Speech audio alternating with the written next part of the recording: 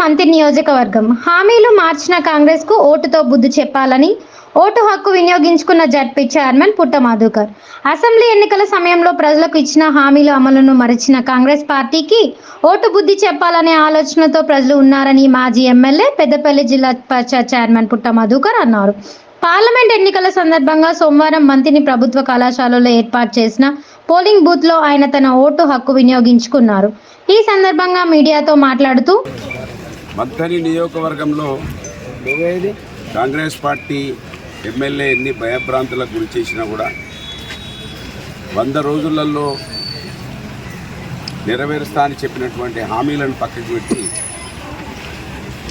సంగతి చూస్తాం 70 ఎంఎంలో సినిమా చూపిస్తామని భయభ్రాంతులకు గురి చేసి ఈరోజు వరకు కూడా కొంతమందిని కాంగ్రెస్ పార్టీలో చేర్పించుకున్నప్పటికీ ప్రజలు స్వచ్ఛందంగా కాంగ్రెస్ పార్టీకి బుద్ధి చెప్పాలనే ఉద్దేశంతో వాళ్ళ పెద్ద ఎత్తున ఓటింగ్లో పాల్గొని వాళ్ళ 6 గ్యారంటీలు అమలు కావాలంటే ఖచ్చితంగా కాంగ్రెస్కు కర్రు కాల్చి వాత పెట్టాలనే ఉద్దేశంలో ప్రజలు ఉన్నట్టుగా మనం భావించవచ్చు.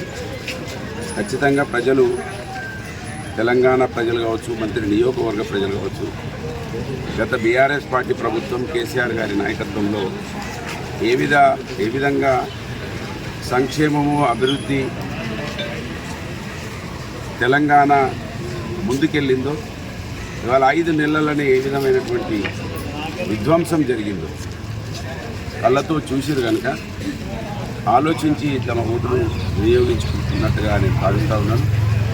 పెద్ద మెజార్టీ నియోజకవర్గం నుంచి పప్పుల ఈశ్వర్ గారు గోదావరికని బిడ్డ, వారి కారు గుర్తుకు ఓటు వేసి కేసీఆర్ గారికి బలమిచ్చి కేంద్రంలో తెలంగాణ గొంతు ఉండాలంటే అది బీఆర్ఎస్ పార్టీ అనేది ఇవాళ ప్రజలందరూ కూడా గమనించినట్టుగా నేను భావిస్తూ ఉన్నాను.